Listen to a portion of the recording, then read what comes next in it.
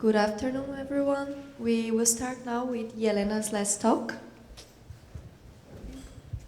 All right, so today we're going to try and wrap up everything that we covered in the last two lessons. And I'm going to do something a bit dangerous, which is describe an experiment. Now, I'm a theorist, not an experimentalist, so I may have to ask the audience to help at times.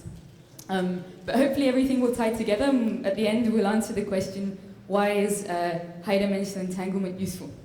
So let's begin with a small recap. So from last time, we had this state space of states, quantum states, and they could be in any dimension.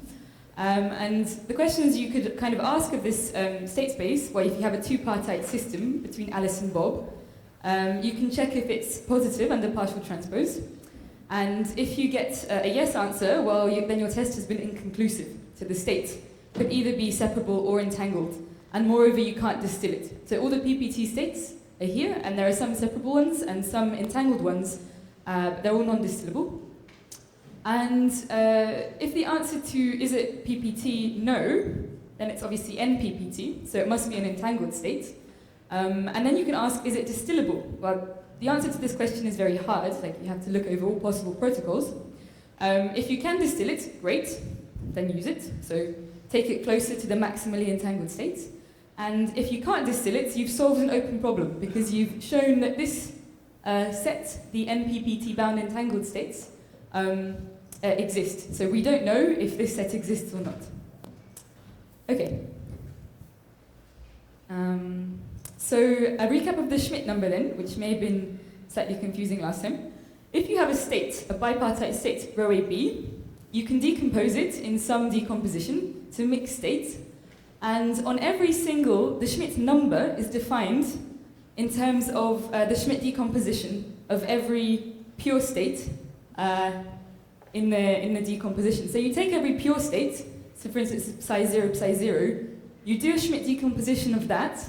You take the psi 1, you do a Schmidt decomposition of that, and you do this, and you keep doing this. So the Schmidt decomposition will have a number of terms in each one, right? So maybe this goes from I0 to 2 to 4 to whatever. And you do this for every single pure state, such that when you do it for all possible decompositions, the Schmidt number is the highest value that the Schmidt rank can take, minimized over all decompositions. So for example, if you found a decomposition like this, where this went to 2 and this went to 3, then the Schmidt number of this mixed state would be 3, if you could guarantee that there were no other decompositions. Okay? So the Schmidt number is in practice very hard to compute, because I have to look for these decompositions over all possible psi 0s, psi 1s, all possible pi's. But what you can do is witness it. And the Schmidt number is useful as a witness because it tells you how entangled something is. If you get a Schmidt number of 1, then you know that the state is separable. Anything above this is an entanglement witness. So then we had a quick look at how we would construct a witness. And for example, if you had a bipartite mixed state that had a Schmidt number of 3, so you had some rho AB, and each single one of these pure states, psi 0, psi 1, and psi 2, had a Schmidt rank less than or equal to 3, which would imply that the Schmidt number of the mixed state is 3. Then we said that a Hermitian operator, W of k, is an entanglement witness for the Schmidt number k if and only if it's positive on all states with Schmidt number less than k, and it's negative for at least one state with Schmidt number greater than or equal to k. So this could be kind of not very useful as well, because the condition says that there is at least one entangled state that your witness witnesses. So if you don't construct the witness in an intelligent way, you may not see any entanglement in the state. But that's all I wanted to say about that. The last thing we did was we talked about separability, and I wanted to clear up any confusion that I probably created. So we say that a mixed state is biseparable, or two-separable, if it's a combination of biseparable states. So here's a state, mixed state, it could be on any number of parties, and the point is it's a convex combination of things which are biseparable. So biseparable means it's in a product state, a convex combination product state of bipartitions. So if I had 5 parties, A, B, C, D, and E, this could be AB versus CDE, C versus AB, DE. In other words, things in groups of 2. And so, for example, this state here is biseparable. Every term in this decomposition is in a group of 2 with respect to all of the parties. Okay? A genuine multipartite entangled state is by definition something that is not 2 separable. So if you have a tripartite state and you can write it like this, then it's 2 separable, and then it is not genuine multipartite entangled. I missed an S2 here. So I've got some examples of other states. Now this state, row ABCD, 4 parties, it's a convex combination of something that I cannot decompose at all into a product term, and something that is product on Alice, Bob, and Charlie, I don't know, Dave. Is this, how can you characterize this state? Is there anything you can say about this state?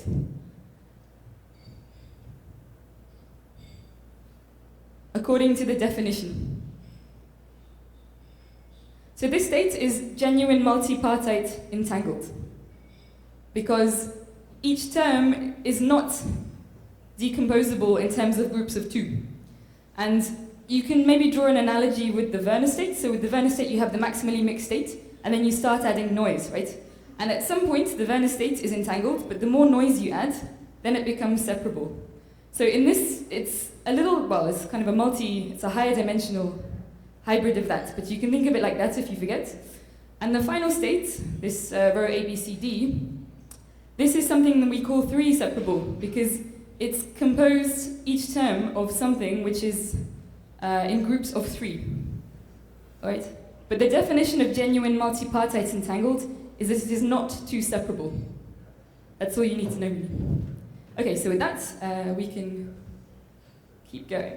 All right, so I'm going to present to you, what I'm going to do now is present another way to witness entanglement, which is not by the construction of an operator, but by this general scheme which was in a paper by Hilbert and Vincente. I forget which year it was, but it will be in the references at the end.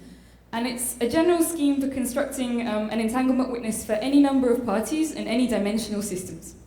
And one of the advantages of this scheme is that it relies on a nonlinear technique. So when you go to more parties, what you find is that this egg shape we saw earlier for the convexity of the sets, for different arrangements of parties in different states, you have kind of eggs which overlap like this, so they're not contained within each other, which means you need a sort of nonlinear approach to witnessing entanglement in the fully general setting.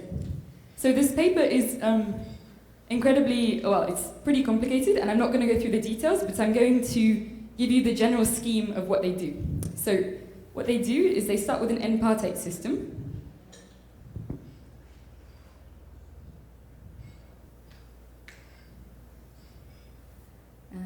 We introduce a measure of entanglement.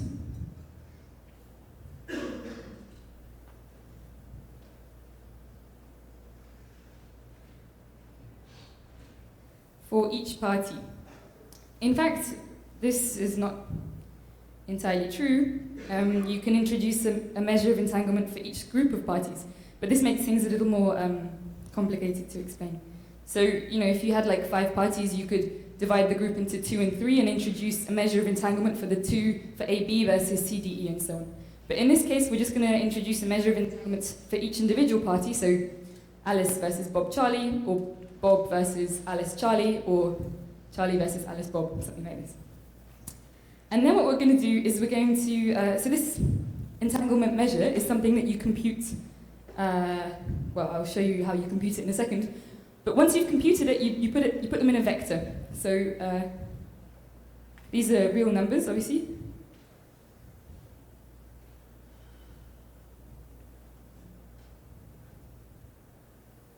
And you put them in non-increasing order, kind of like we put the, what's the name of it? Thank you, the Schmidt vector in non-increasing order. Non-increasing order. So, okay, your entanglement measures for the different parties may reorder, and the point is that you put the smallest one here. Smallest one. And as we will see later, this is a measure of genuine multipartite entanglement by construction.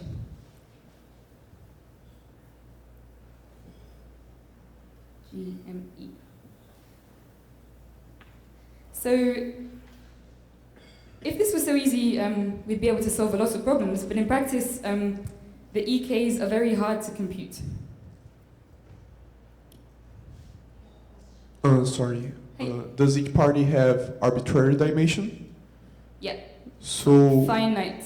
it's finite, but Yes. it's arbitrary. Yes. So what would be the problem of seeing entanglement of two parties with the rest if they are just a higher dimensional system? Sorry? If I have two parties, I can just concatenate both of them, and it's a higher dimensional system. So what would be the problem of seeing a partition of entanglement between two parties and the rest, while it would be more difficult than just seeing one? So I don't know. I don't quite understand how the dimension comes into it. But maybe you choose two parties that aren't entangled with the rest at all, or maybe you choose an incorrect pair that are a little bit entangled with the rest. I'm not sure I understand the question. Oh, I see. No, I understood what you said. Yeah, so the EKs are very hard to compute in practice, and so what this general scheme in this paper does is it lower bounds them. So you end up with something like, I don't know, E2, E3, up to En from top to bottom, and this will be equal to some lower bounds for each entry that you compute. What's the written? Well, you can call them whatever you want, the entries. So you compute some lower bounds, and from the lower bounds, you can write down a witness. Hi. Sorry, my question is more or less similar to his question. This entangled measure, the E1s in the first, this is a measure of entanglement of a reduction of the system with the rest of the system. Exactly. So in the next slide, the I will define it in the next slide, but it's exactly as you say. It's a reduction of the system with respect to the rest of the system. So you take the whole state, you trace out, this measure will be based on entropy, nonlinear quantity. You take the whole state, you trace out the parties you're not interested in, you compute the entropy on that party, essentially. Thanks. But because everybody is entangled, the entropy, it captures the correlations which may be present between the party and the rest of the system. It's a good question. Okay, so right, on to the definition then. The definition is the following. So each element, and we'll go through a construction in a second, is defined in the following way. So it's the infimum over all decompositions. Sum I, Pi, S, J.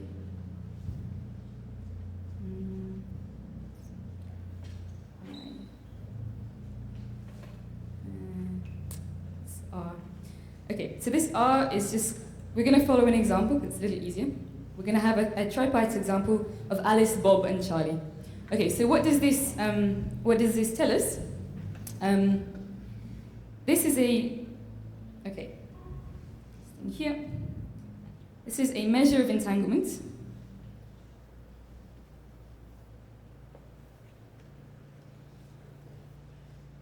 Where S, let's say A, so here the J label the parties, but for clarity I'll write SA here.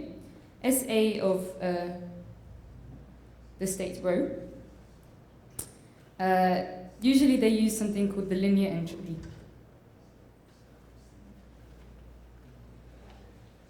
Okay, So you can actually, there are loads of entropies you can use. There's something called the Renyi entropy, which also works in this construction. In this particular case, and for the paper, they use something called the linear entropy.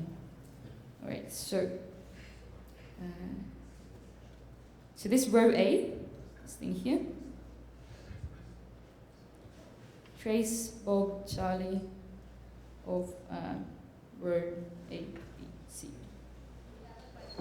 Hi. Hello. So this method only works for entanglement measures that are like entropies, or do you can use like negativity, for example? The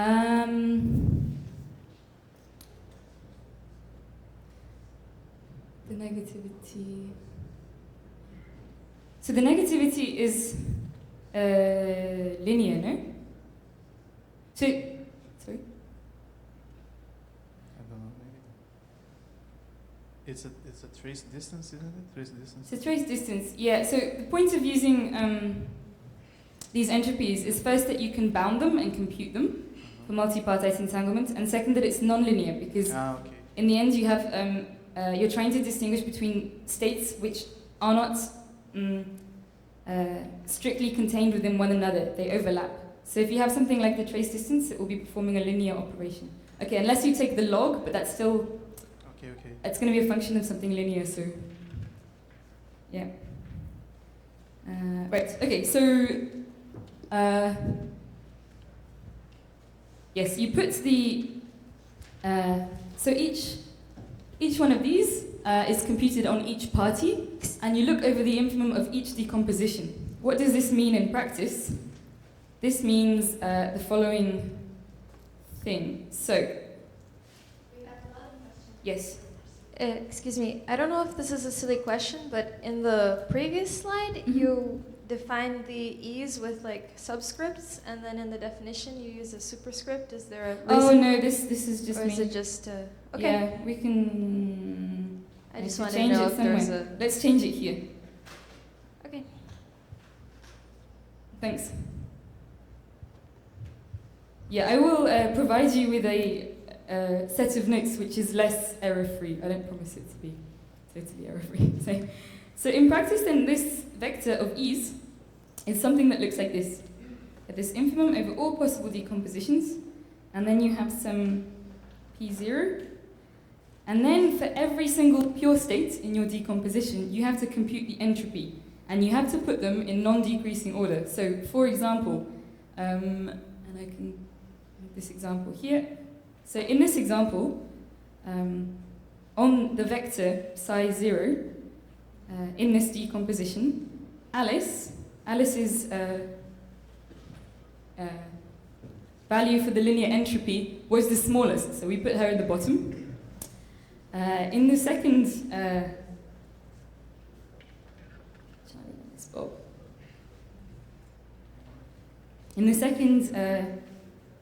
vector psi1 in the decomposition, Bob had the smallest value for the linear entropy on the state psi1, so we put him at the bottom. And well, this will go on and on, but to clarify, I'm going to do one more, and then hopefully it will become clear. In this vector psi2, Alice again had the smallest value, so we put her at the bottom. So this is all in decreasing order. And the point is that I have to, so this bottom element is the sum of this thing and this thing and this thing, and I have to find it in such a way that it's minimum over all possible decompositions. Okay? So it doesn't matter locally who's smallest. The whole decomposition has to give me a minimum such that from top to bottom it's in non-decreasing order. And what are the consequences of this? Well, if you have some vector E, and okay, let's say we have some values now for this thing, x, y, and z. If you have no zeros, so remember everything is positive, so the smallest possible value will be a 0, and if the 0 appears, it will first appear in the bottom row of the vector. But if you compute this thing, which, again, I'm not, we can't compute it yet because there's this infimum over infinitely many decompositions. But if you were to compute it and you were to find no zeros, then what this would imply is that the state cannot be decomposed as rho is, let's say, Q0, rho B tensor rho AC, Q2, rho C tensor rho AB. And I'll explain why this is the case in a second. So, like I said before, the bottom element of this, the last element of this vector, when you order it, you order it locally in the beginning, and when you find the smallest such ordering over all decompositions, the last elements will be a witness for genuine multipartite entanglement. If this element is not 0, then the state cannot be decomposed like this. It's not biseparable. So genuine multipartite entangled means not biseparable. If, on the other hand, so conversely, if you have some vector and you compute these things and you find a 0 at the bottom, let's, as the example, assume that you found 1 0, maybe you find more. 1 0, but if you find it, it will be at the bottom by construction. What this implies is that the state has at least one separable bipartition.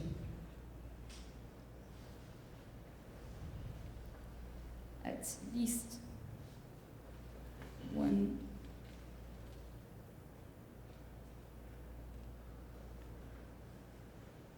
This means that the state is, maybe you can write it like this, or maybe you can write it like, I don't know, B tensor rho AC, or you can write it as some convex combination of things.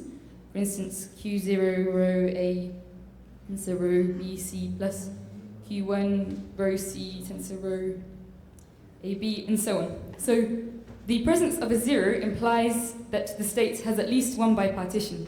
And the reason for this is the following. So, can I copy this? I'm going to copy this and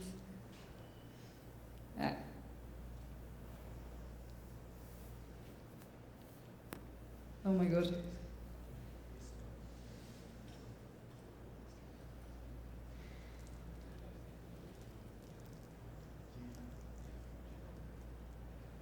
Okay. So let's copy this onto the next page, or not. Okay, I give up. Okay, I'll write it here. Let's move this maybe a bit higher. And I'll try and write it here because it's important that you see everything at the same time. Okay, so if the state has 1 0, okay, now let's label this elements yellow, this one purple, and this one green. If the state has 1 0, in particular this thing is, it means every single component of this vector is 0. It has to be 0 plus 0 plus 0 plus 0, right? There's no other option. So if this yellow component here is 0, what this means is that you have S of rho A is 0. And what that means, when is the entropy of something 0? When it's a pure state, right? Implies it's a pure state. So Alice is in a pure state with respect to Bob Charlie, okay? So which means that you have something like P0, phi 0, phi 0 on Alice. Tensor. Some phi tilde on Bob Charlie. If this weren't the case, then this entropy element would not give you a 0, right? It's pretty clear. On the other hand, if the purple thing is 0, if the purple dot is 0, then again, it means that Bob must be in a pure state with respect to Alice and Charlie. So, this thing will give you that, I don't know, you have some, so this is times P, that's correct, P0. Here you have P1 into, I don't know, phi 1 on Bob, and then something else on Alice Charlie. And in the last case, you have the same thing again with Alice. Okay? So you have that Alice is P2 times a pure state on her, tensor some possibly entangled state on Bob Charlie. But this state, plus the one you will get from the green dot here, you can just collect them together, right? You'll start making a density matrix. You'll get P0 plus P1, row of Alice, tensor some row on Bob Charlie. So what this tells you is that if you find a 0, then you're detecting some convex combination of states like this. Is that clear? Okay, perfect. How do you compute this in practice? Well, like someone pointed out earlier this week, this infimum over all possible decompositions of a state is super hard. Good luck. But what the authors of this paper did is that they managed to bound them. And in order to bound this intelligently, you need to get rid of this. If this stays, then you haven't made any progress. And I'm not going to go into the full details of the proof, but you have to make a lot of messy approximations on the way.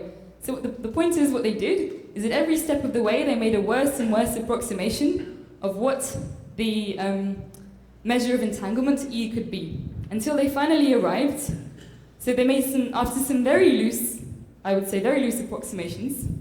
One is A, able to get rid of the infimum, which means that you don't have a computationally hard problem. And B, you're able to bound each term of the entropy vector. So each term, E of Alice, Bob, Charlie, you can bound in this way. Okay, so this is the ordered entropy vector. So now this J stands for, the top J is the largest value, and the bottom J, the largest J is the smallest value. And it's not important, the form of this, but what's important is that you can do it. And it means that you can, if you had a good guess of your state, you can write down an entanglement witness for any number of parties in any dimensions. So what this does is it establishes an entanglement witness. So if you see this quantity, when you compute this quantity greater than 0, you see that your state is entangled. And something to notice is that, so this is the row experimental that you might get, something coming out of the lab. And what you might notice is that you don't need all of the elements of row. So if you do full state tomography, it's very, very expensive. If you just want to verify entanglement, in this scenario, you only need a few elements of the underlying density matrix. There are some drawbacks to this, and the drawbacks are that sometimes the entanglement witness gives you some trivial bound. For example, you compute it and it tells you something very silly, or if you don't have a good guess of the initial state, it's hard to choose a good set of elements. And one of the ways of constructing this entanglement witness is you have to, this sum, which is some complicated thing over groups of indices, I'm not going to go into it, but the point is, if you don't choose the elements carefully enough, you won't catch the witness. So you really need to have a good idea or guess of the state that's coming out of your experiments or your system. Okay, and hopefully, so from this we learn that you can witness entanglement in any number of parties, in any dimension, but you have to have a good idea of what the state is. And you can bound these quantities. Now I'm going to show you how people do this in practice. So using this technique and a bunch of the other things that we've learned this week, what one can do. So here we move on to applications. And I'm going to